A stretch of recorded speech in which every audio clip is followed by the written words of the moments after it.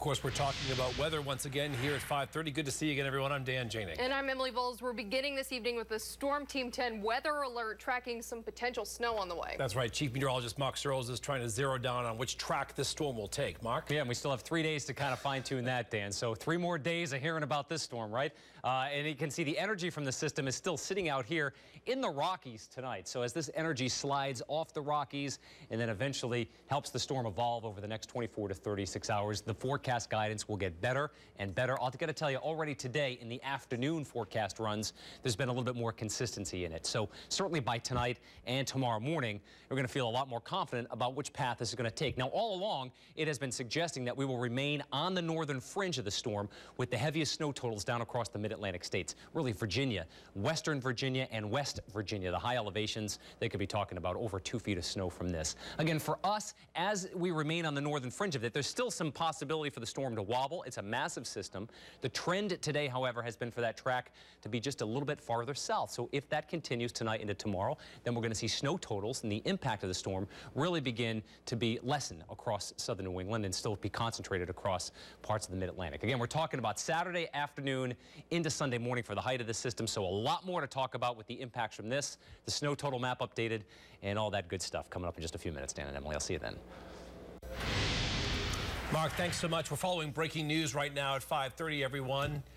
Can we move the prompter up, please? Thank you. Out of Middletown, where a new independent investigator has been named in the St. George's School, where there's been accusations of sexual abuse spanning decades. Here's the information that's just coming into us. In fact, the script just handed to me. Today, the school announced that they have hired a new independent investigator after being unable to reach an agreement with Scott Harshbarger, the former Attorney General from Massachusetts.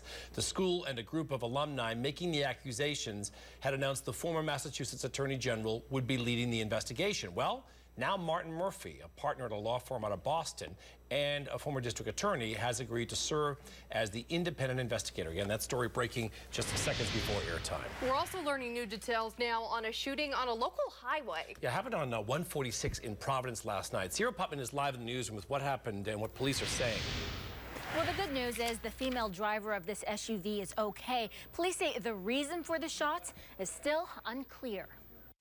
Imagine if this was your SUV, not with 1, but 3 .45 caliber bullet holes. Rhode Island State Police say the woman driving this car Tuesday night was on her way home, traveling northbound on Route 146 when she heard pops at about 11:30. She was slightly ahead of the vehicle. She did not realize immediately that her vehicle had been hit, but she certainly heard the shots. It might make you remember an unsolved case from 2011 when at least 65 parked cars were hit by BB or pellet shots on or along local highways. That case was never cracked, but this one is very different for 2 reasons. The gun involved was a large handgun, and both vehicles were moving. Based on the information we have at this point, we would say that this is one vehicle that fired upon another.